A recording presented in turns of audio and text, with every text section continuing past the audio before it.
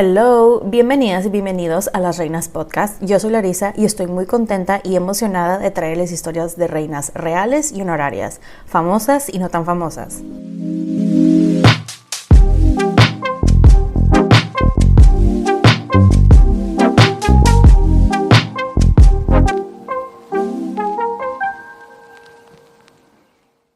Ella es conocida por pasar de concubina a emperatriz.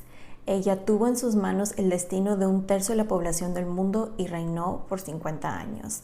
Esta es la historia de la emperatriz viuda Cixi, parte 1. Ahora, antes de comenzar, ya saben, quiero hacer unas aclaraciones. La primera, no soy historiadora, solamente soy fan. La segunda, es probable que no vaya a pronunciar bien algunos nombres de personas, ciudades, etc. Así que me disculpo de antemano. Así que espero que se preparen una bebida, siéntense y pónganse cómodos y acompáñenme mientras les cuento sobre la vida de esta mujer. Comenzamos. Bueno, antes de hecho de entrar de lleno a la historia de Cixi, quiero que entremos un poquito en contexto para que podamos entender varias cosas. Y voy a empezar con la gente de aquellos tiempos, hablando de China en específico. Los que estaban en el gobierno eran los Manchu, quienes eran unas personas que venían de Manchuria, del otro lado del muro de la muralla de China hacia el noreste. Durante el año 1644 hubo una como revolución en la dinastía Ming. Esta revolución fue de campesinos y la cosa es que terminó así muy fea la cosa porque el emperador de la dinastía Ming se autodesvivió, se colgó él mismo desde un árbol de su jardín. ¿Y por qué les cuento esto? Porque los Manchu dijeron, pues esta es nuestra oportunidad, y cruzaron la muralla, técnicamente como que deshicieron una parte de la muralla y derrotaron a los campesinos rebeldes y ocuparon el imperio. Y básicamente fueron de que aquí hay nuevos jefes, nueva dinastía, y que de hecho esta es la dinastía Qing, que significa la gran pureza en español. Y ellos se establecieron en la capital, en Beijing, y de hecho durante la dinastía Qing o Qing, creo que así se pronuncia, el imperio creció como 3 veces de lo que habían hecho los Ming, los que estuvieron en el poder antes. Eso sí, los Manchu eran bastante brutales y cualquiera que no quisiera seguir sus reglas era decapitado, y eran bien estrictos hasta con cosas como cómo usaban el cabello los hombres, con cosas así por el estilo.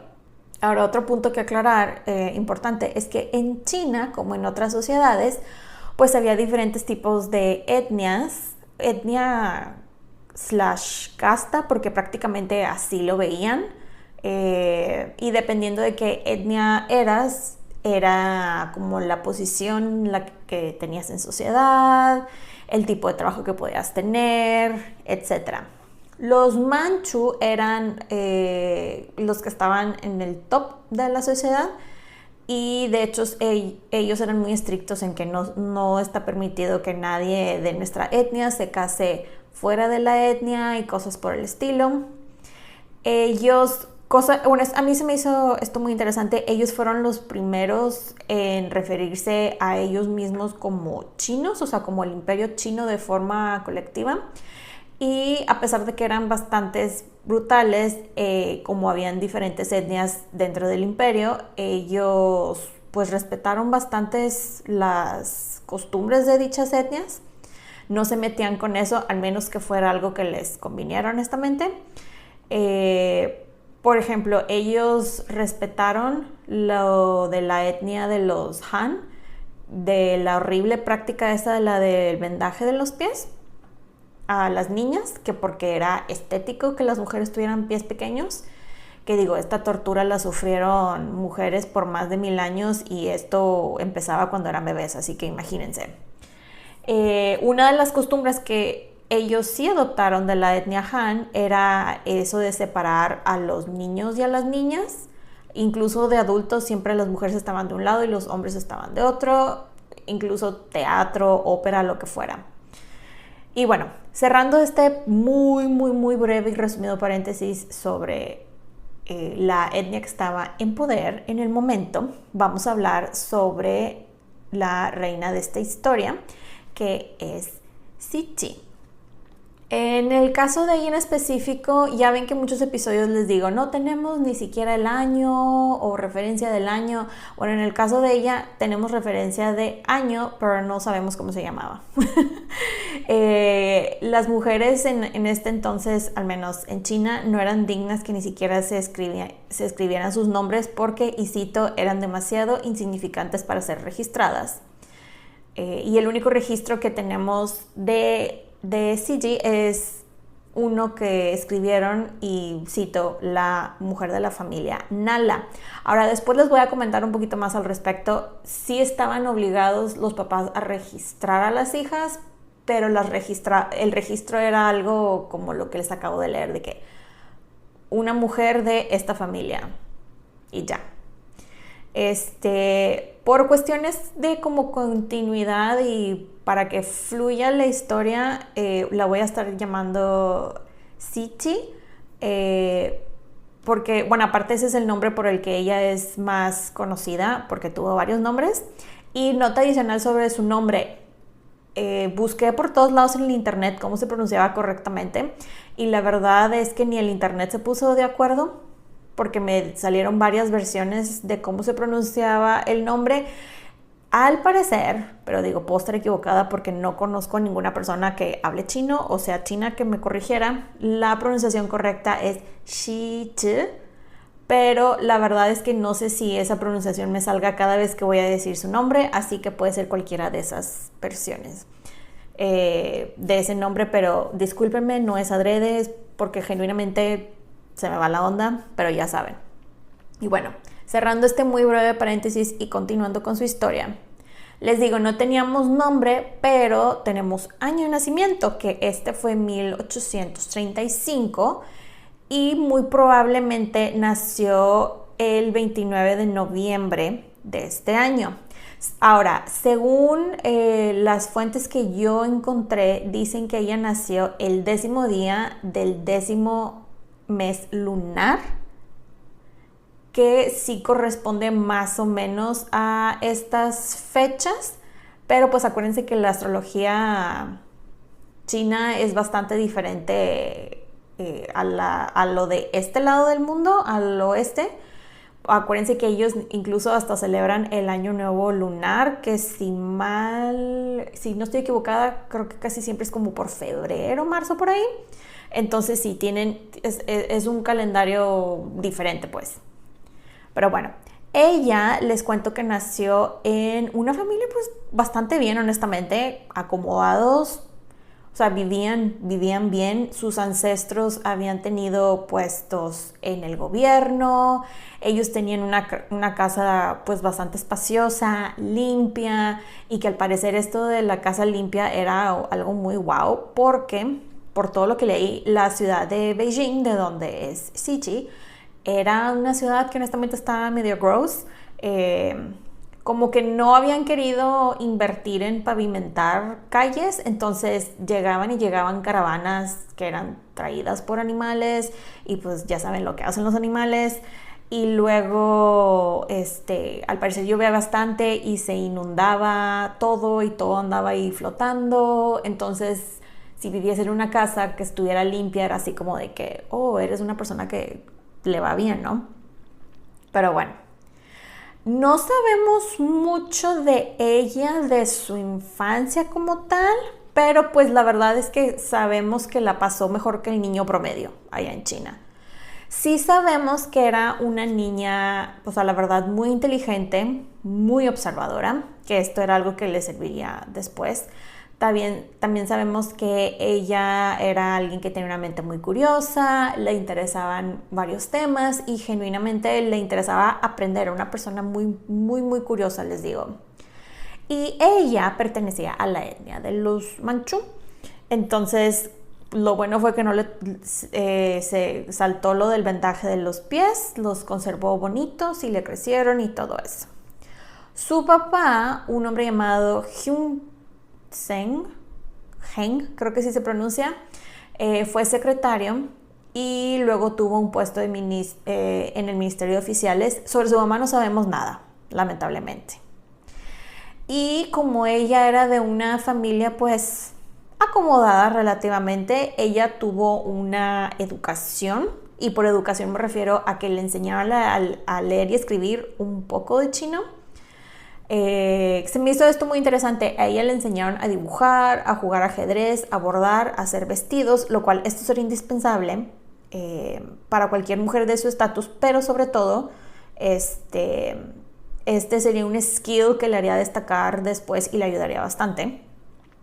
Ahora, por una persona educada que leyera y escribiera un poco de chino, la verdad es que el concepto de ser una persona educada en China en esos años estaba, honestamente estaba bastante complicado. Básicamente, para ser considerado una persona educada tenías que ser un increíble conocedor del idioma chino en su totalidad, caracteres y todo.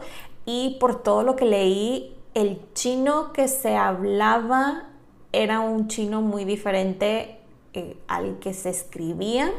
Entonces era como un reto por 4 o 5 veces.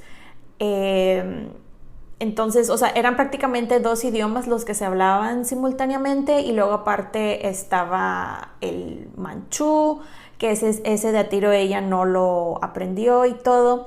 Y aparte, para ser considerada una persona educada, y lo digo así muy entre comillas, tenías que tener un conocimiento del confucianismo bastante extenso. Y bajo todos estos estándares, la verdad es que el número de personas educadas, entre comillas, era un porcentaje del como 1% de la población del imperio. O sea, prácticamente nadie era una persona educada. Era algo muy, muy, muy restringido a los élites de las élites, porque no cumplían prácticamente nadie con ese criterio. Ahora, como les dije, su educación no incluyó el idioma manchú. Ella no lo hablaba ni lo leía. De hecho, ella después pediría ayuda para que le ayudaran a traducir textos, etcétera, antes de que llegara a sus manos. Y algo que marcó la infancia de ella es que cuando Cixi tenía 7 años aproximadamente, esto fue en 1843, el imperio acababa de tener su primera guerra con el oeste, y esta fue la primera guerra del opio. Y digo primera porque lamentablemente hay más. Como ustedes saben, yo por lo general no me meto en detalles en cuanto a guerras, pero de forma muy general les cuento que esta guerra involucraba a Gran Bretaña, porque obviamente tenían que meter su cuchara. Y básicamente los británicos se enojaron con los chinos porque los chinos no querían abrir sus puertos, porque ellos querían comercializar más productos, y muy así entre comillas. Esa era la excusa de los británicos. Pero la verdad es que la idea de los británicos era explotar su venta de opio que estaban cultivando en India. Se dieron cuenta que lo podían cultivar y fue de que, oh my god, vamos a vender esto. Y querían tanto venderle al mercado chino como usar China como base para el negocio del opio.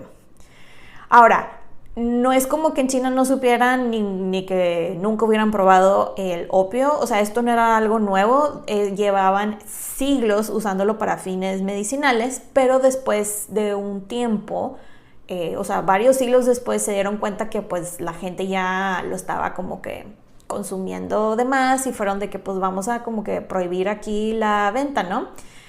Y ya saben, la gente cuando hay algo prohibido es de que, vamos ahí. Pero bueno, una de las excusas que los británicos inicialmente les dieron a los chinos, y digo excusas porque realmente, yo me quedé de que, ¿what? Era de que les dijeron que les querían comprar y o vender sedas y té, a lo cual los chinos fue de, ¿qué? O sea, ¿tú quieres?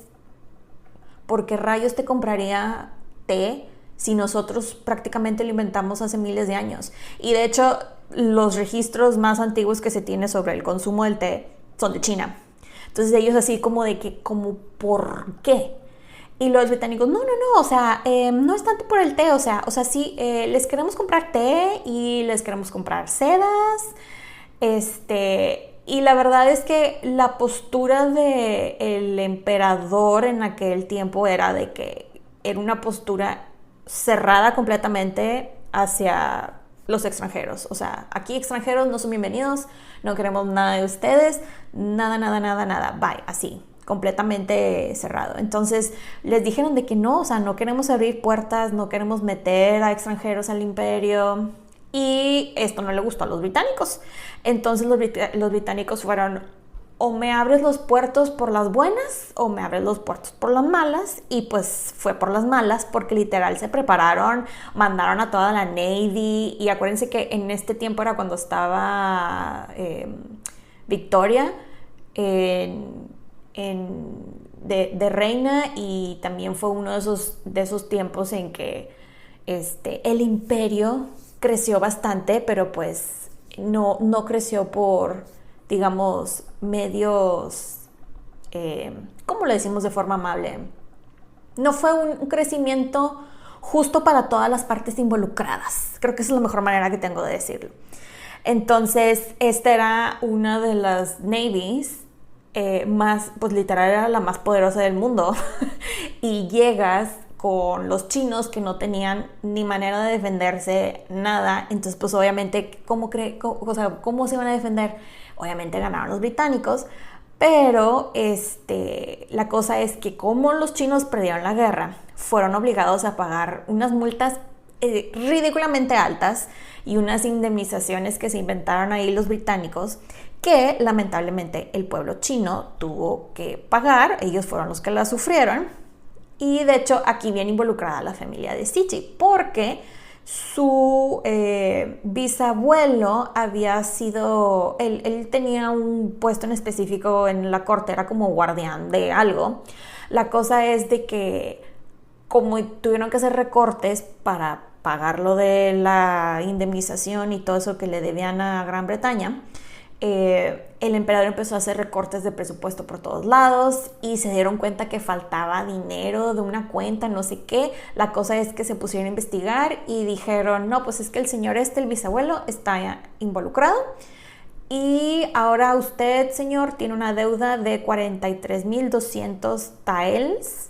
Creo que así se pronuncia la moneda de aquellos tiempos, que al parecer era una cantidad ridícula de dinero para la época. Y esta deuda era heredable. La cosa es de que el bisabuelo no logró juntar prácticamente nada y termina muriendo, y luego su hijo, el abuelo de Cixi, hereda la deuda y logra juntar una mínima cantidad, algo así como 1,800 taels.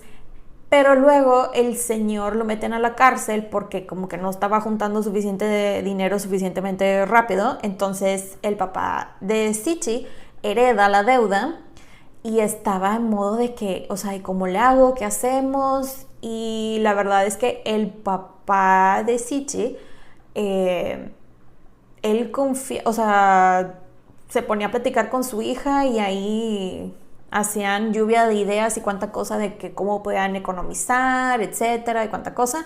La cosa es de que ella misma se puso a trabajar a sus 11 años para juntar más dinero y trabajó como costurera, ya que era muy buena y rápida haciendo vestidos. Y pues me imagino que le fue bien de costurera porque entre eso y todo lo que el papá hizo para moverse y economizar y cuánta cosa, pues prácticamente lograron pagar el restante de la deuda. Al menos lograron cubrir el 60% de la deuda, y esto fue lo suficiente para sacar al abuelo de la cárcel. Ahora les cuento, Cixi no era la única hija de su papá, ella era la mayor de 2 hijas y de 3 hijos, pero la verdad es que ella era otro hijo para el papá. De hecho, él después diría que ella era como su otro hijo, y cito de que esta hija es realmente como un hijo por lo inteligente que era ella. Le consultaba de diferentes temas políticos, le pedía consejos, ahorro, economía, etc. Y ella genuinamente era muy buena para eso. Y como la gente del gobierno vio que el papá de ella había logrado juntar todo ese dinero, fue de que, wow, este hombre es bueno para este tipo de cosas relacionadas al dinero.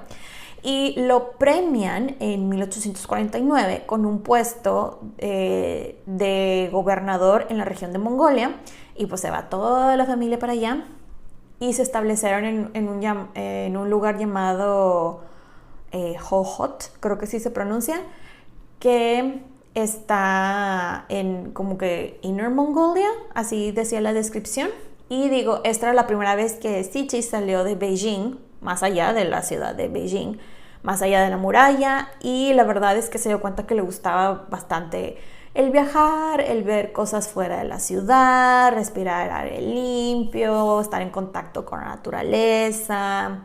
Ella fue así de que, oh my god, esto me encanta. Y bueno, y de aquí nos vamos a ir a la siguiente sección que llamo el primer gran cambio en su vida. Pues resulta ser que unos meses después de que ella y su familia se mudaran por el trabajo del papá, resulta ser que el emperador muere. Esto en febrero de 1850. Y pues obviamente muere el emperador, pero pues alguien va a tomar su lugar, y este emperador era su hijo de 19 años llamado Shang Feng. Ahora vamos a hablar un poquito sobre el nuevo emperador Shang Feng, que, spoiler alert, es el futuro marido de Cixi. Como les acabo de decir, él tenía 19 años cuando su papá muere y fue elegido para el trono, que, paréntesis, el sistema del imperio chino no era como el de los reyes en Europa, de que el rey moría y automáticamente el primer hijo era el nuevo rey. No era así, sino el sistema o manera en que los chinos elegían a sus gobernantes sistema por usar esa palabra, ¿verdad? Era más parecido al que usaban los romanos cuando elegían a sus gobernantes, que era de que no siempre era el hijo mayor, sino que también los podían adoptar, etc.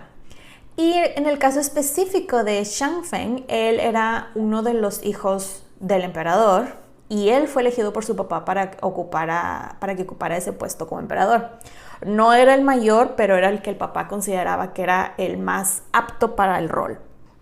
Ahora, describiendo a Shang Feng, era una persona pues inteligente dentro de lo que cabe, muy bueno para todo lo artístico, que ya después vamos a hablar un poquito más de eso, pero lamentablemente no era una persona que tenía muy buena salud.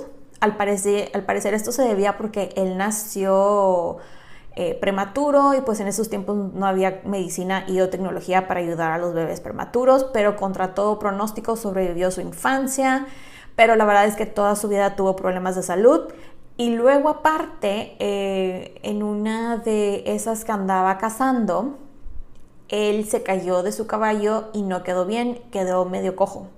Entonces, como les digo, lo de la salud no era lo suyo, pobrecito.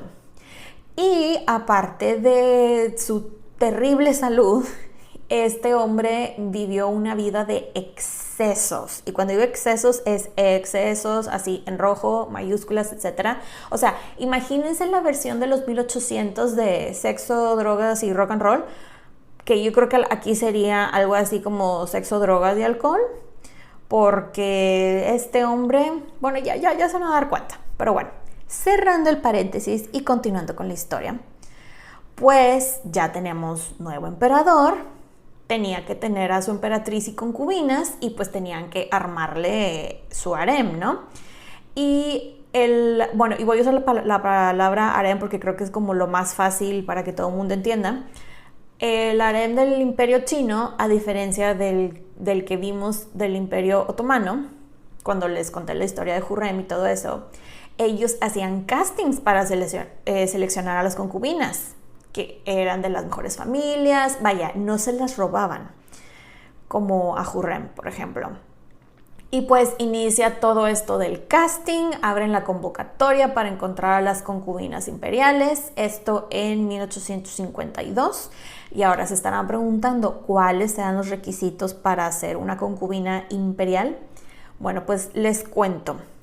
Los requisitos eran los siguientes: tenían que ser adolescentes, ya que el emperador pues era bastante joven, o sea, menor que él idealmente. Tenían que ser de Manchú o Mongolia, cualquier otra mujer de cualquier otra etnia tipo Han, o sea, estaban completamente excluidas. Tenían que ser de familia de cierto rango, tenían que estar registradas porque al parecer los papás estaban obligados por ley a registrar a las niñas cuando llegaran a la pubertad, pero eran registros como lo que les digo, de que mujer de la familia Nala, o sea, nada más ponían el apellido y ya.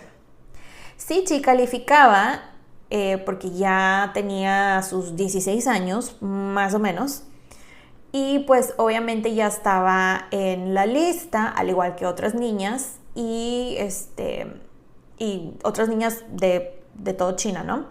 Y esto era algo súper guau para la familia, era un gran honor, y ella termina yéndose a Beijing para prepararse, que de hecho se estableció brevemente en la casa de su familia, y en su preparación ella tenía que esperar a que le tocara como su turno, se podría decir. Y al parecer esto de elegir a las concubinas era algo como te asignaban un turno y te presentas, o sea, te presentas / paseas enfrente del emperador, una cosa así. Ellas tenían que, y era un proceso, cabe aclarar, ellas tenían que mostrar que tenían un buen carácter, y por carácter ellos buscaban 4 cosas, que era cortesía, gracia, gentileza y modestia. Que esto era sumamente importante, era la clave en la elección de las concubinas. Ellas tenían que mostrar dignidad, al igual que cortesía, gracia, gentileza, modestia. No les voy a mentir, cuando vi todo esto cuando leí todo esto, la verdad pensé en la película de Mulan. Ya ven cuando Mulan al principio de la película se prepara para ir con la casamentera. Ahí se fue mi mente, la verdad, no les voy a mentir. Pero bueno, imagínense que Mulan hubiera sido rica, algo así hubiera pasado. Obviamente, cabe aclarar, los looks eran importantes, pero realmente eran secundarios a las demás cosas que buscaban. O sea, tenían que ser suficientemente bonitas para enseñar que eran seres puros, porque aparentemente bonita igual a ser puro, sure. Solamente tenían unas reglas muy interesantes en cuanto a la vestimenta. Por ejemplo, solamente tenían permitido vestirse de forma muy modesta. No podían usar colores como muy brillantes, solamente colores saturados. O sea, nada que fuera colorido, nada que tuviera estampados, ni nada por el estilo. O sea, vestidos muy modestos y sencillos. Solamente tenían permitido que tuvieran sus vestidos un poco de bordado en las mangas y en la bastilla de los vestidos, y al parecer como que un poquito en el cuello. Que esto era un súper contraste de cómo se vestían las mujeres, la mujer promedio de sociedad en aquellos tiempos, porque se vestían con vestidos súper coloridos y estampados y cuánta cosa. Los zapatos incluso tenían que tener muy poca decoración, a lo mucho les permitían un bordado en los zapatos, tenían eso sí que estar paradas así de que muy derechitas, el cabello solamente podían usar peinados sencillos, que si han visto alguna película o serie de época, son esos peinados que hacían como de forma de cruz con unos tocados / joyería. Y cualquier tocado o joyería que usaban en sus cabellos tenía que ser algo muy sencillo. O sea, sí tenían permitido tener algunas joyas, pero tenían que ser muy, muy sencillitas, y hasta les permitían ponerse flores en el cabello, y prácticamente eso era todo. Y bueno, y hablando específicamente de Ciji, voy a abrir un breve paréntesis para hablar sobre sus looks.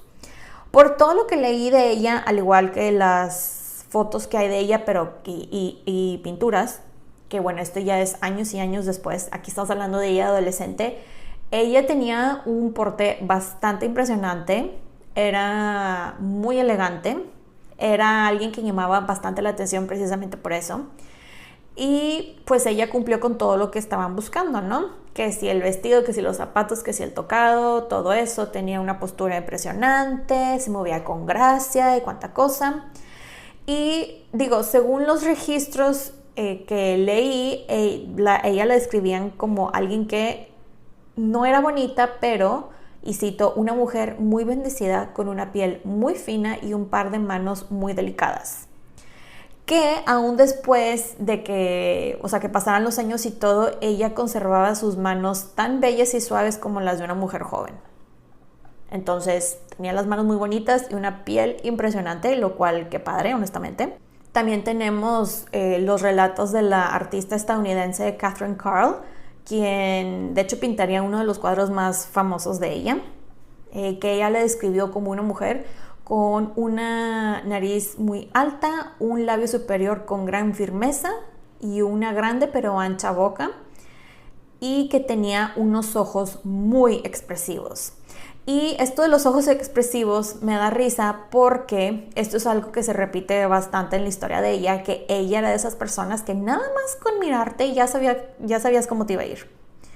Tenía una mirada muy, muy, muy pesada, muy aterradora, honestamente, que de hecho cuando el primer presidente de China, el general John Zhikakin, no estoy segura cómo se pronuncia el apellido, la conoce, él dijo que él sabía que era una mujer feroz, pero que dijo que en cuanto la vio, literal, ella lo vio a él empezó a sudar. O sea, se puso súper nervioso, estuvo sude. Entonces, imagínense el tipo de mirada que tenía la mujer. Pero bueno, cerrando el paréntesis de sus looks y continuando con la historia. La cosa es de que el emperador, pues, la vio en algún momento que estaba ahí paseándose con su vestidito modesto y sus zapatitos y cuánta cosa, y dijo, pues me gusta. Agarraron su tarjetita de identificación y la pusieron en otra lista. Y la verdad no sabemos exactamente qué es lo que ella pensaba al respecto, si le gustaba o no la idea de ser consorte, concubina, etc. Pero pues la verdad es que ella no tenía ningún tipo de interés romántico y no podía tener ningún interés romántico porque eso era castigado, o sea, la familia iba a ser castigada si eso pasaba. Vaya, si ella se hubiera comprometido antes de que supiera el emperador, porque tenía que como que preaprobar al emperador las parejas que se iban a casar, una cosa así. Y pues ella no tenía pretendientes y a ella le interesaba bastante la política y pues era muy inteligente y aparte si quedaba pues era un gran honor para la familia, ¿no? Y bueno, entonces le dicen, pues has sido seleccionada y con esto ya tenía su boleto asegurado y la mandan a vivir a la ciudad prohibida, donde empieza su vida de concubina. A todo esto, después de que el emperador eligiera a las concubinas que le gustaban a él, las candidatas que quedaban, que no le gustaron a él, pasaban a una como siguiente ronda para ser elegidas por otros príncipes u hombres de la familia real, pero no como concubinas, sino como consortes, lo cual pues creo que no está tan terrible. Y las mujeres, las niñas que quedaban de estas selecciones, y suena muy feo honestamente, las que nadie quiso, ellas las mandaban de regreso a sus casas, que pues pobrecita porque pues era deshonor, ¿no? Para la familia. Y bueno, ya para cuando todo esto había pasado, que ella fue seleccionada y todo eso, el emperador ya había seleccionado a su consorte. Estando ya en el harem, de hecho le ponen el nombre de Lan, que supuestamente se lo pusieron porque era un derivado de su apellido Nala. Y por todo lo que tengo entendido y leí, Lan significa o es otro nombre para la flor magnolia u orquídea, pero no hay nada raro que le pongan a una niña el nombre de una flor, ¿verdad? Pero la verdad es que ella odiaba este nombre. En cuanto pudo, se lo cambió, porque no le gustaba, era de que no me gusta, quítenme este nombre, por favor. Entonces, pues quién sabe cómo se llamaba ella antes de entrar al harem. Y hablando específicamente del harem, que esto es relativamente similar a lo que les platiqué en el episodio de Hurrem, los únicos hombres que tenían acceso eran el emperador y los eunucos, y en el caso específico de los chinos, la emperatriz tenía su propio palacio y ella era la que se aseguraba que las demás concubinas seguían las reglas, bueno, unas reglas muy estrictas honestamente, que todo estuviera siguiendo las reglas de acuerdo con las posiciones que cada quien tenía y cuánta cosa. Y ella se aseguraba que, porque dependiendo en qué rango de concubina, etcétera, estabas, era la cantidad y calidad de las telas que te daban para tu ropa, el tipo de comida que te daban a diario, cosas por el estilo. Por ejemplo, la emperatriz tenía permitido diario, eran 13 kilos de carne, otro de pollo y pato y cosas así. Y eso lo tenían que dividir supuestamente. No sé cómo estaba la cosa, pero digo, no sé quién se comería 13 kilos de carne diarios, ¿verdad? Yo quiero pensar que era para la emperatriz y los sirvientes o algo por el estilo. Pero bueno, y como les digo, dependiendo del rango en el que estabas, era lo que te permitían hacer, decir, comer, etc. En el caso específico de Sichi, ella era concubina de bajo rango. En el harem chino habían 8 rangos diferentes y ella estaba en el número 8, que era de los más bajos. Digo, eran 8 rangos y ella está en el número 6, perdón. Y como ella estaba en el número 6, ella no tenía vaca privada para poder estar tomando leche de forma diaria. Tenía permitido 3 kilos de carne al día, 4 sirvientes y una cosa así, o sea, les digo, ella estaba ahí abajo. Pero aquí es en donde ella conoce a la mujer que sería su bestie de por vida, quien fue Sen, la que ya era la emperatriz, la consorte, que de hecho el nombre significa castidad. Las dos habían de hecho llegado al casting, por llamarlo de esa manera, al mismo tiempo, pero la verdad es que a ella la eligieron como concubina, pero como que se dieron cuenta que tenía mucho potencial y la subieron luego. Que la verdad, Sen, por todo lo que leí, ella después la llamaría Xian, que muy probablemente lo voy a llamar yo Xian. Ella la verdad no era bonita, o sea, todo el mundo decía, es que no es bonita, pero de hecho hasta le describían como una mujer muy plana, tampoco tenía acá el cuerpazo, pero era alguien, de hecho le decían el fénix frágil, pero ella tenía una habilidad impresionante para llevarse bien con las demás personas y era muy buena manejando a gente, muy buena administradora. Entonces pues prácticamente le dijeron de que, oye, pues creemos que harás muy buen trabajo con el harem, y ella fue de que, sí, yo creo que sí. Y la verdad es que fue muy buena. Por eso ella y Sichi se llevaban increíblemente bien y realmente no había rivalidad entre ellas, había muchísima admiración y respeto. Cabe aclarar, habían rumores de que ellas eran pareja, pero realmente no hay nada que apunte que era así, honestamente. Yo creo que eran dos mujeres que estaban tratando de sobrevivir por todo lo que vi, pero bueno. Y a todo esto, les explico sobre los niveles del harem del imperio, que eran los siguientes. En el primer lugar estaba la emperatriz, que era pues la esposa principal del emperador.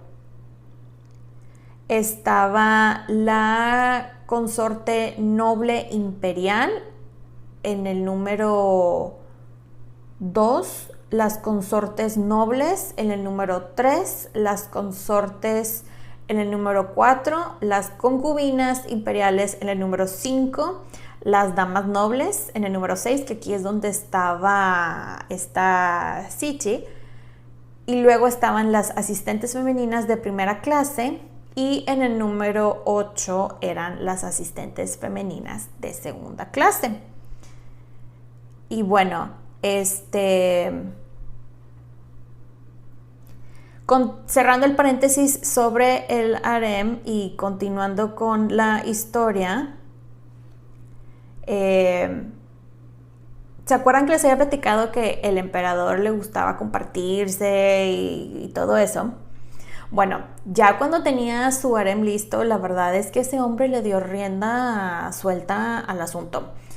O sea, ahí le decían The Limping Dragon, el dragón cojo, y le decían dragón porque pues le gustaba compartirse al hombre. Y por compartirse me refiero de que, o sea, como él era emperador, pues la gente tenía que registrar su vida, ¿no? Y digamos que habían registros bastante detallados sobre su vida sexual. Él, o sea, él escogía a su pareja o parejas, dependiendo de cómo andaba el hombre de humor, para la noche. De hecho, escogía a esta concubina o aquella, anotaba el nombre en una tablita de bambú y se lo daba a los eunucos y cuanta cosa, y le traían a las mujeres y así, y las estaban saque y saque porque una de las reglas era que nadie podía pasar la noche con él, ni él con ellas. Entonces, sí, el hombre siempre dormía solo, pero aún con todas las mujeres que tenía a su disposición, no estaba satisfecho y hasta se buscaba prostitutas, no es broma. Y entonces les digo, este hombre todo era excesos, todo. Cosa curiosa, pasaron más o menos unos 2 años y nunca visitó ni pidió que Cigi lo visitara, if you know what I mean. Pero bueno. Según esto, el emperador decía que lo de los excesos era su manera de lidiar con el estrés que tenía, ya que cuando él heredó el trono tenía muchísimos problemas. Se estaba armando otra revolución de los campesinos, porque los campesinos estaban pasando por una hambruna tremenda. O sea, la gente estaba muriendo y digo, pues no los culpo porque pues tenían hambre y querían apoyo, ¿no? Querían respuestas. Y lamentablemente algunos líderes de la rebelión los lograron atrapar y se tuvieron que enfrentar a un castigo llamado Lynchi, que significa muerte por 1000 cortes en público, que pues ya se imaginarán qué tipo de muerte era esa. La cosa es que esta rebelión creció muchísimo y muy rápidamente. Entonces la gente estaba enojadísima porque, les digo, pues tenían hambre, nadie los quería ayudar y empezaron a atacar varios lugares. Y después le llega todo esto al emperador y él estaba llori y no sabía qué hacer, y su manera de lidiar con todo este estrés que no estaba haciendo nada era entrarle a los excesos. Él después hasta envió algo llamado una disculpa imperial, como un acto de contrición hacia el pueblo, pero pues la gente, sí, qué padre que te disculpas, pero pues ¿dónde está la comida? Estamos muriendo de hambre, ¿no? Y a Cigi le llega a la corte el chisme de todo lo que estaba pasando y de, pues, que la gravedad del asunto, ¿no? En cuanto a dinero y bla, bla, bla. Con decirles que estaba tan crítica la cosa del dinero que tuvieron que derretir tesoros de la ciudad prohibida para pagarle a los soldados, más el dinero para alimentar a la gente que vivía ahí. O sea, imagínense cómo estaba la cosa de dinero. Entonces, Cigi durante todo este tiempo estuvo en contacto con su familia, en específico con su papá, quien lamentablemente tuvo que huir del puesto que tenía porque las fuerzas rebeldes los atacaron, y como tenían mucho miedo de que el emperador los matara, pues huyeron todos de sus puestos, ¿no? Digo, no fue lo único que huyó, pero este señor cuando huye fue tanto el estrés que tenía que se enfermó y se murió en 1853. Entonces ya para cuando le llega la noticia de que su papá murió por estrés, que porque los campesinos y todo esto, pues ella fue de que, oye, pues es que tengo que hacer algo, ¿no? Para ayudar a la causa común, bla, bla, bla. Y en las pláticas que tenía con el emperador y cuánta cosa, ella malamente pensó que el emperador se iba a portar como su papá, que el papá la escuchaba cuando ella le daba ideas de que economizar y que aquí, que acá y cuánta cosa. Pero el emperador fue así como de que, ¿qué tal si te callas? Porque me está molestando tu presencia. Y básicamente fue con la emperatriz Shen y le dijo de que, oye, o la callas o esa cabeza ya va a volar de esos hombros. Y ella de que no te preocupes. Y digo, él estaba así de que súper annoyed porque era de que tú eres mujer, o sea, ¿por qué estás hablando? Entonces, pues como estaba contemplando matarla, la otra fue de no te preocupes, yo me encargo. Y ya para estas alturas, Shen y Siji eran súper besties y ella fue de que, la verdad, una excelente mediadora y pues realmente le salvó la vida, honestamente. Y llegó con ella y prácticamente le dijo, no seas tonta y cállate. Y ella terminó diciendo al emperador, no, ella se disculpa, ella solamente está tratando de mostrar su amor y preocupación hacia el emperador, bla, bla, bla, bla, bla. Y digo, algo que siempre se le acusó todo el tiempo a esta Siji es que ella comploteaba todo el tiempo. Pero la verdad es que ella nunca hizo nada en contra de su bestie. Aun cuando su bestie era la emperatriz y ella era la concubina en el rango número 6, no, se tenían un cariño y un respeto tremendo. Y como les digo, estas dos sabían que juntas hacían un mejor equipo. Y con el apoyo de la emperatriz Sen, el emperador ya como que hizo las paces con Siji y la subió de rango, del 6 la subió al 5 y le dio un nuevo nombre que era Yi, que significa ejemplar. Y hasta hubo ceremonia y todo esto para hacer el cambio de rango y nombre a cada modo oficial. Y pues aquí Siji aprendió la lección que calladita se mantenía viva y que solamente iba a hablar de temas como música, que era algo que le apasionaba bastante al emperador y cosas por el estilo. Aunque, digo, se mantuvo callada, pero los ojos muy bien puestos por todos lados, ¿verdad? Porque calladita, pero viendo todo. Y como les digo, hablaba bastante cosas de arte con el emperador, quien era muy bueno con la pintura, tenía sus dotes artísticos. Y Siji era muy buena con el dibujo, entonces pues ahí se compartían ideas, etc. Y Siji después, de hecho, con el paso de los años y práctica, se hizo muy buena, como les digo, con lo de la caligrafía y pintura. Otro de los temas que ellos hablaban bastante y que era un interés que compartían el emperador y ella era la ópera, les encantaba, sobre todo el emperador. Él estaba súper apasionado por las diferentes obras que tenían allá y hasta se ponía a componer melodías y cuánta cosa. Le pedía a los sirvientes que le ayudaran a como montar sus óperas y hasta se ponía a tocar la flauta y cuánta cosa. El hombre estaba muy comprometido con sus óperas. Y empiezan a pasar más tiempo juntos y pues pasa un poquito de tiempo y oh sorpresa, resulta ser que Siji está embarazada. Y el 27 de abril de 1856 da a luz a un niño y este es el boleto al éxito, que de aquí nos vamos a la siguiente sección que llamo la nueva era de Siji. Bueno, ella durante el embarazo la verdad es que tuvo lo mejor de lo mejor en cuanto a atenciones que se podía tener en la época y mujer de estatus. Estuvo lo más cómoda posible. Ella estuvo acompañada todo el tiempo por doctores y parteras, sobre todo cuando ella llegó al 7º mes, más o menos. Ya a partir de ahí nadie se le despegaba. Nunca estaba sola. El emperador constantemente pedía reportes para ver cómo estaba ella, cómo se sentía, etc. Y cuando terminó su labor de parto y vieron que era un niño, uno de los eunucos se fue corriendo a darle la noticia al emperador y cito, los doctores revisaron los pulsos de la madre y del hijo y han determinado que están en paz, porque paz igual a salud, ¿verdad? Entonces esto era un super big deal porque la emperatriz no había podido tener hijos y el emperador tenía solamente una hija de una de las concubinas y pues las niñas no cuentan porque útero. Y este era el primer y único niño que tendría, porque spoiler alert, no le quedaba mucho tiempo al emperador. Y mandan un comunicado que decía de que la concubina imperial y ha dado luz al gran príncipe. Y de hecho se esperan varios meses para enviar el comunicado, porque pues me imagino que era por precaución que se esperaban un poquito, porque ya ven que los bebés morían seguido.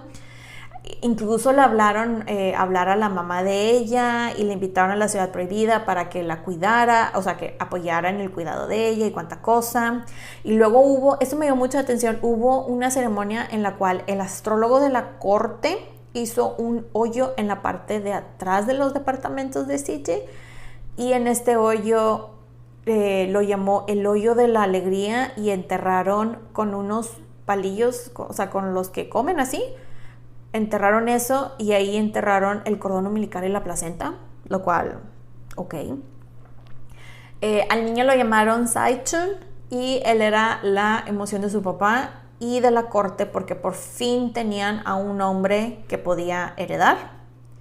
Como ella dio a luz al heredero, de estar en el rango número 5, la subieron al número 2 y ahí se quedó. Y bueno, y como dato interesante, la verdad es que nunca se movió de ahí, aunque otra concubina a los 2 años más o menos dio a luz a otro niño, pero este bebé no sobrevivió prácticamente ni la hora, ni siquiera alcanzó que lo nombraran. Entonces fue bastante evidente que su hijo era el único, y aparte estaba sano, era el único que iba a sobrevivir. Entonces fue de que, ok. Y pues obviamente Cixi usó su influencia con el emperador para convencerlo de que, quería usar su influencia para convencerlo de que casaran a su hermana con alguno de los príncipes de los medios hermanos del emperador, y el que ella eligió fue al príncipe Chun. Y bueno, otra cosa interesante que aclarar, como Cixi estaba en el puesto número 2, o sea, no era emperatriz como tal, la persona que era legalmente la mamá del niño era su bestie Zen. Entonces, haz de cuenta, el niño tuvo 2 mamás que lo querían muchísimo, honestamente. Y bueno, ella, la verdad, aunque no era legalmente la mamá de su hijo, ella intentó, o sea, estaba completamente dedicada a él. Ella quiso amamantarlo, pero no pudo porque esto iba en contra de las reglas de la corte, que no puedes amamantar a tu bebé. Y los doctores luego le llevaron medicinas herbales para detener la producción de leche, y le llevaron a nodrizas y cuánta cosa para que ellas se encargaran de eso. Mientras todo esto estaba sucediendo y tenía al niño y estaba creciendo, adivinen de qué es tiempo. Pues si pensaron que era tiempo de otra guerra, están en lo correcto. Y aquí digo otra guerra porque ya saben que a la gente le encanta andar peleándose, y nos vamos a ir a técnicamente la segunda guerra del opio, que esta involucraba a más jugadores. Esta involucró a los británicos, a los franceses, incluso los rusos metieron su cuchara y cuánta cosa, pero bueno. Y básicamente lo que pasó fue que ¿se acuerdan lo que les había dicho de lo de los puertos y todo eso, y que si el comercio y que acá? Pues ya ven que los británicos seguían necios en establecer, y que esto y que el otro, bla, bla, bla. Durante el tiempo de la primera guerra a la segunda, pues de las cosas que habían acordado era que iban a mandar a más personas como misión diplomática y cuánta cosa, pero la cosa es de que cuando llegaron habían matado al cuerpo diplomático, y sí, se portaron así como medio salvajes los chinos, honestamente. Y luego los franceses llegaron y dijeron, no, es que Dios nos habló y nos dijo que nosotros teníamos que establecer, llegar con misioneros para evangelizarlos, porque ustedes, paganos, bla, bla, bla, bla, bla, bla, bla. Porque antes de que llegaran los franceses, los misioneros franceses, habían llegado misioneros jesuitas que se habían llevado bastante bien con la gente, porque como que es algo de los jesuitas, siento yo. Pero entonces les digo, llegan los franceses que Dios les dijo que tenían que hacer esto, y se portaron, la verdad, acá llegaron en modo acá muy superior. Incluso hay un registro de de las primeras delegaciones británicas, cuando llegan con el emperador, el embajador se rehusaba a hacer el saludo como de cortesía, o sea, porque estaba frente al emperador y cosas así. Sí, o sea, así como de que ustedes son menos que nosotros y cuántas cosas. Y pues básicamente llegaron de que muchas gracias por recibirnos. Aquí hay cartas de nuestra reina Victoria dándoles la bienvenida a nuestras relaciones comerciales y bla, bla, bla, bla, bla. Y ellos de que ya, whatever, ok. Y todo eso, ¿no? Y digo, no todo, y bueno, y aparte llegaron de que miren lo que les podemos ofrecer, y les regaló al emperador de que miren, tenemos pistolas y tenemos balas y no sé qué, y los chinos así de que, ok. Y otra cosa que al emperador no le había parecido era de que se metieran con la parte espiritual. Pero pues ahí estaban los británicos y ahí estaban los franceses con sus ganas de andar evangelizando a todo mundo. Algo sí tengo que decir positivo dentro de lo que cabe de las misiones es de que los misioneros hicieron algo que los chinos no habían hecho todavía, o mejor dicho, no tenían para nada actualizado, y era literal dibujar el imperio, o sea, como cartógrafos. Un mapa de China, porque eso no lo tenían, y los mapas que empezaron a salir eran precisamente de los misioneros, porque pues ahí se iban, ¿no? A los pueblos, o sea, según ellos no hablaban nada, pero ahí se iban según ellos, a evangelizar. Y después...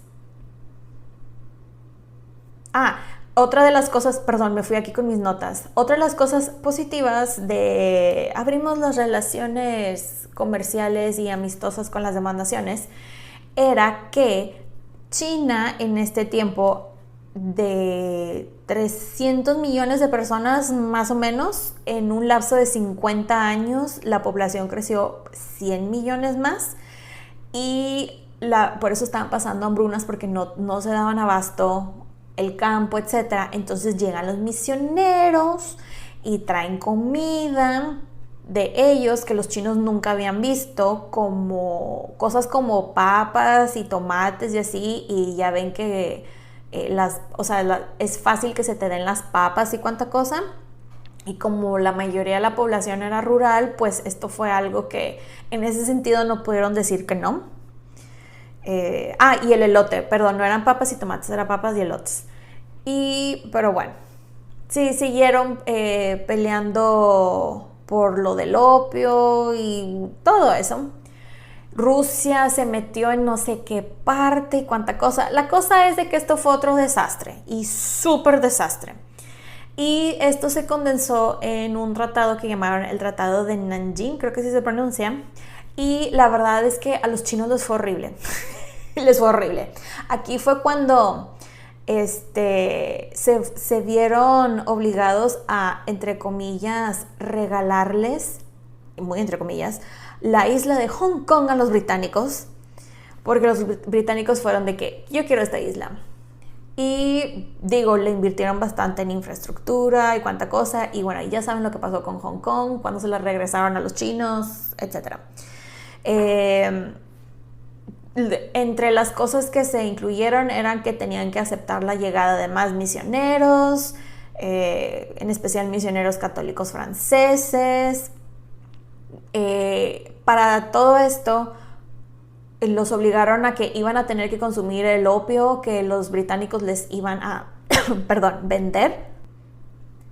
Como les digo, que los británicos les iban a supuestamente vender el opio, y lo que habían hecho unos años antes para combatir esto es que legalizaron el uso del opio para que ya fuera algo que no les impactara tanto, y de hecho no tuvo el impacto que los británicos hubieran querido.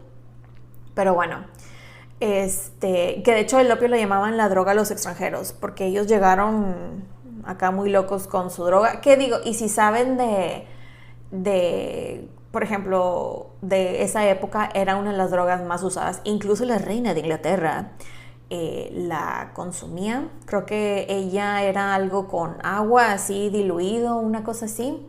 O sea, lo usaban como de forma medicinal para calmarse, pero pues era drogas. Y ya sabían lo que ocasionaba. En cuanto a los rusos, aquí fue cuando fueron... los rusos se metieron y dijeron yo voy a querer no sé qué y tuvieron que ceder un territorio al norte de China que ellos les habían conquistado a los rusos unos años antes y se los tuvieron que regresar, una cosa así. La cosa es de que llegan, aquí se complica más la cosa porque en el Palacio del Verano, creo que sí se llama, llegan los franceses y británicos y cuánta cosa y lo terminan quemando, que el emperador y su gente terminan huyendo y se van a un pabellón, como que la casita de campo para ir a cazar. Y esto estaba en otra ciudad y cuánta cosa, que de hecho lo quemaron y ese no lo reconstruyeron, lo dejaron en las cenizas así como de que miren lo que los extranjeros hicieron. Y bueno, entonces el emperador, viendo todo esto de la invasión y esto, manda a su hermano, el príncipe Gong, a que viera lo que pudiera hacer, y el príncipe es el que, pues es el que acepta todos estos términos de los diferentes países. Mucha gente lo critica porque cómo es posible que aceptaras, pero pues es que realmente no tenía mucho con qué negociar.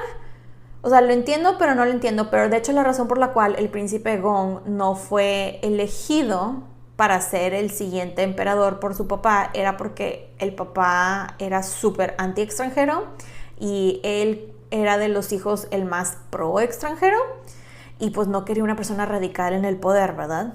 Y les digo, yo siento que él hizo lo que pudo con lo que tenía, pero pues no tenía mucho con qué trabajar. Entonces, bueno, ya les dije todo lo que tuvieron que estar cediendo y cuántas cosas. La gente, la verdad, querían mucho al príncipe Gong. Creo que entendían que pues hizo lo que pudo, pero también habían algunas personas que estaban en modo de que es que no te peleaste más, no negociaste más y así. Y pues bueno, la cosa, volviendo a CJ y cómo esto le impacta. ¿Se acuerdan cuando les dije que el emperador llevaba una vida de excesos? Bueno, esto de lo de la invasión y la quema del palacio y cuánta cosa, esto lo volvió loco al pobre y le entró con ganas a los excesos y lo que seguía. Pero imagínense qué tanto exceso tuvo que haber tenido en su vida para que a sus 30 años tuviera demencia, prácticamente. O sea, eso está loco, la verdad. Él se empieza ya, o sea, ya tenía unos síntomas, unas fiebres, estaba a veces consciente, no consciente y cuánta cosa. En sus últimos días, de hecho, se obsesionó con escuchar las óperas que tanto le gustaban y las escuchaba por horas y horas. Ahí estaba con CJ, a veces no. Quedó inconsciente y cuando volvió a recobrar su conciencia fue de que, oigan, yo creo que hasta aquí llegamos, y le supuestamente mandó a hablar a su círculo más cercano, quienes eran 8 príncipes y ministros, y les anunció su testamento y básicamente les dijo, mi hijo, mi único hijo, el que tuve con CJ, quien en ese momento tenía unos 5 años más o menos, va a ser el siguiente emperador, y ustedes 8 los príncipes van a ser el consejo de regentes y van a reinar hasta que mi hijo tenga suficiente edad. Y ellos de que, claro que sí, ¿por qué no lo escribes para que esto sea así como muy oficial? Y él estaba tan mal que ni siquiera podía escribir, imagínense. Entonces lo que hicieron ellos fue escribir el testamento y que él lo firmara, y a las horas de esto el emperador murió el 22 de agosto de 1861. CJ vio todo esto y fue de que esto me huele a algo muy terrible, a una muy mala idea, pero se quedó calladita, no dijo nada. Su bestie, Sen, ya era, pues ella era la emperatriz oficial, hereda el título de Huang Ta-Jung, creo que sí se pronuncia, o sea, hace emperatriz viuda, pero a CJ no le dan ningún título. Y entonces Siji fue de que, oye, pues sin título no puedo hacer nada. Y al parecer, esta fue creo que de las únicas veces que ella y Zen se pelearon y se pusieron a investigar, porque Siji decía, es que yo no me voy a quedar con las manos cruzadas, es mi hijo, yo sé que es legalmente tuyo, dijo, pero es mi hijo y yo me voy a quedar y no me van a mandar y que no sé qué. Entonces pues se pusieron a leer y investigar y resulta ser que unos 200 años antes hubo un caso de una mamá de un emperador que era concubina y la subieron a el puesto de emperatriz habiendo otra emperatriz. Entonces dijeron, aquí hay un registro, está bien. Entonces presentan ellas el caso y el consejo de los regentes dijeron, ok, está bien, pues el imperio va a tener nuevamente, después de 200 años, 2 emperatrices viudas y les dieron sus nuevos nombres honoríficos que Zen ahora se llama Xian, que se me hace que es el nombre que voy a usar de ahora en adelante, que significa amable y serena, y Siji le dieron el nombre de Sichi o Tsu, sí, creo que así se pronuncia, que significa alegre y amable. Y ya aquí ella tiene oficialmente el título de emperatriz viuda Sichi. Ahora, ya que las dos estaban en posición de poder, se voltearon a ver y fue de que, ¿y ahora qué vamos a hacer con este mugrero que nos dejaron? Y aparte dijeron, porque al parecer el destino de las viudas era de que literal estaban prácticamente en una cárcel muy bonita, pero no podían hacer nada fuera de esa cárcel. Entonces dijeron, yo no voy a pasar mis siguientes años encerrada como las demás emperatrices viudas. Entonces como que dijeron, ¿y si hacemos un golpe de estado o qué? Y pues y llegaron a la conclusión que esto era la mejor idea y pues se ponen a pensar en cómo lo iban a llevar a cabo. Mientras veían todo esto, la verdad es que los regentes que quedaron no eran buenos para el trabajo, se estaban peleando todo el tiempo entre ellos, no se ponían de acuerdo para hacer nada, se iban de fiesta en fiesta. Entonces Siji, siendo la mujer muy inteligente que era, les digo, ella observaba y se ponía a investigar y todo, pues se dio cuenta que había unos gaps, unos vacíos legales dentro del testamento del emperador, ya que era la costumbre que el emperador sellaba sus documentos con, vaya la redundancia, 2 sellos especiales, uno al inicio y uno al final, que esta era una manera de decir que lo que estaba escrito estaba aprobado por el emperador y que esto era auténtico, que era un escrito oficial, pues. Y antes de morir le dio uno a Siji, que era para el hijo, y el otro a la otra emperatriz. Entonces ellas dicen de que, ¿saben qué? Los juntan a los regentes y de que, pues es que los reunimos para decirles que nosotros tenemos los sellos oficiales y el emperador nos dio estos sellos, y si cualquier documento de la corte no tiene los sellos del emperador, pues entonces nada es oficial. Y ellos fueron de que, bueno, y si nos dan los sellos y trabajamos, y ellas de que, claro que no, porque te daría los sellos. Entonces los convencen a ellos que hagan una proclamación formal en donde establecen la autoridad de los sellos. Que a todo esto hay una teoría que los sellos, al parecer, y digo, es una teoría, ¿verdad?, que los sellos no se los dio el emperador, sino fueron sellos que ellas mismas habían mandado a hacer y que tenían por ahí rumbados. Y cabe aclarar, esto de lo del sello era un super big deal.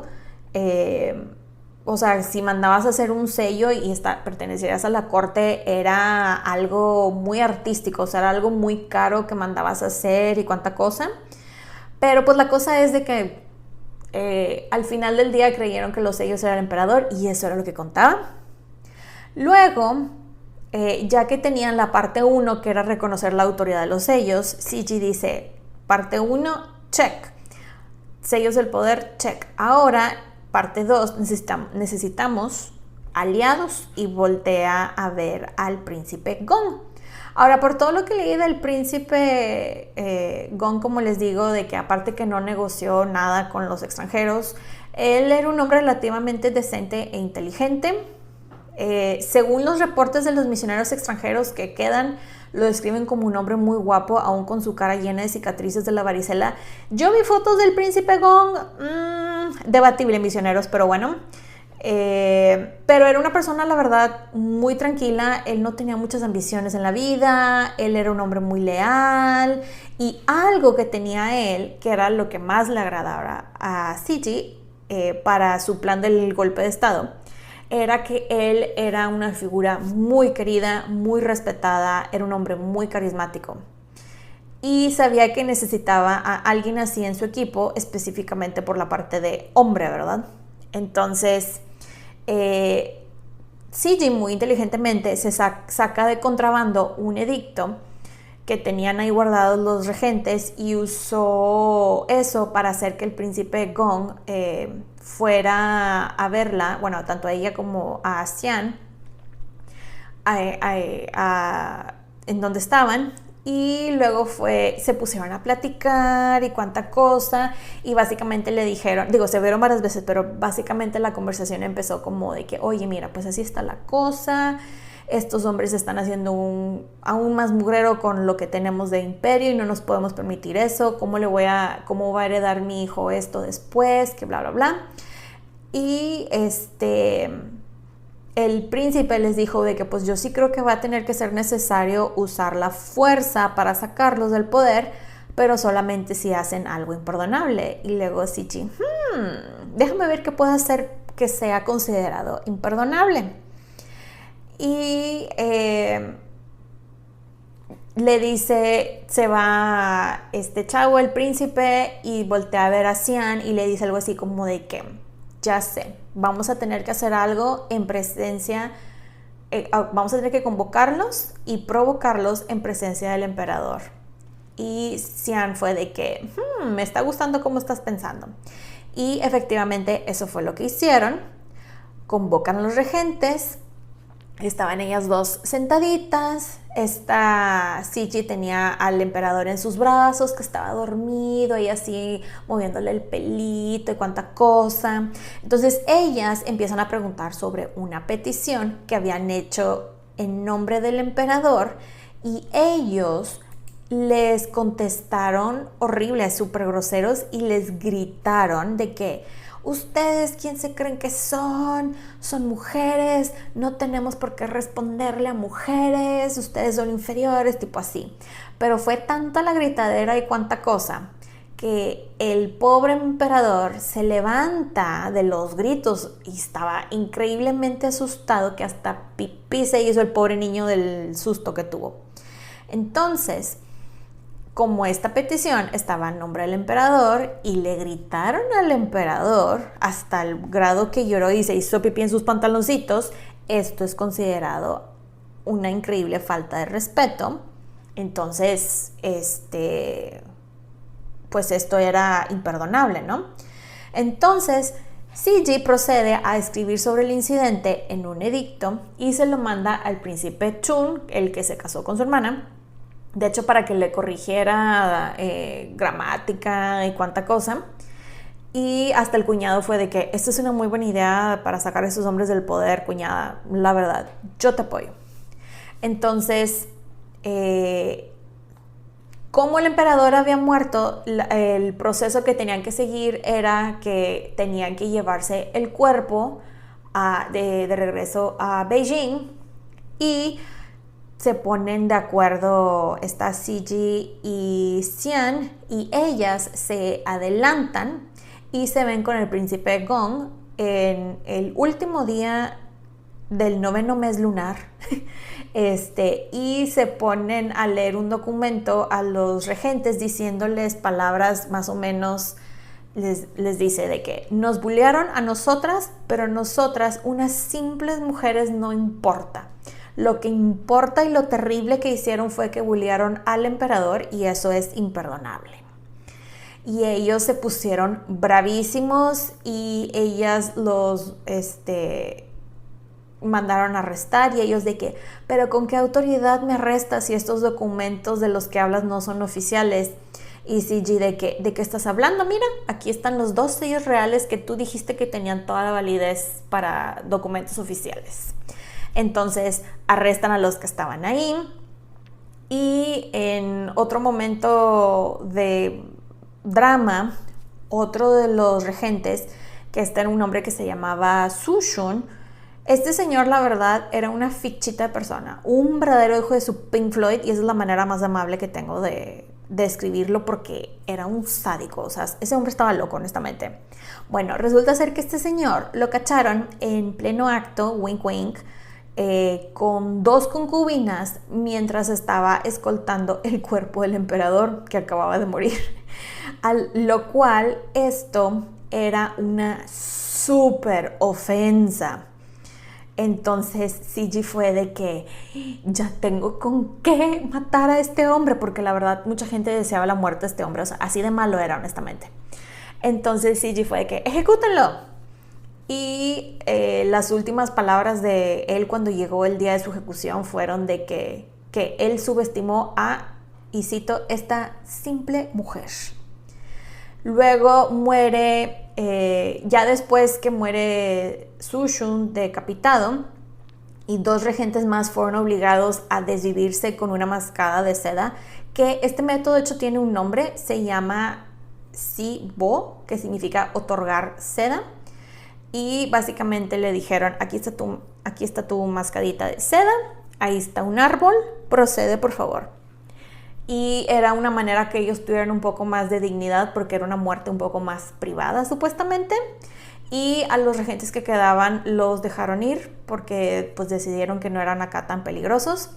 Y así que 2 meses después de la muerte de su esposo, CG logró organizar un golpe de estado con solamente 3 muertes, y con decirles que hasta los enviados diplomáticos estaban impresionados del golpe de estado, cómo fue llevado a cabo y todo, que hay registros de diplomáticos británicos que dijeron que estaban tan impresionados y dijeron lo siguiente: es ciertamente singular que hombres que estuvieron durante mucho tiempo en el poder, dependiendo de los fondos del Estado y su patrocinio, hayan caído sin una voz ni una mano alzada en su defensa. Y bueno, aquí es donde voy a dejar la primera parte de la historia de CG. Espero que les haya gustado el episodio. Bye. Pueden encontrar los episodios de Las Reinas Podcast en diferentes plataformas como Spotify, YouTube, Apple Podcast y Amazon Music. Y también están mis diferentes redes sociales como @lasreinaspodcast para Facebook e Instagram y @lasreinaspod en Twitter. Recuerden suscribirse, darle like, activar la campanita para recibir notificaciones, descargar los episodios y compartirlos. Incluso pueden dejar su rating y review. Muchas gracias por escucharme y por apoyar a este podcast. Nos escuchamos en 2 semanas. Bye.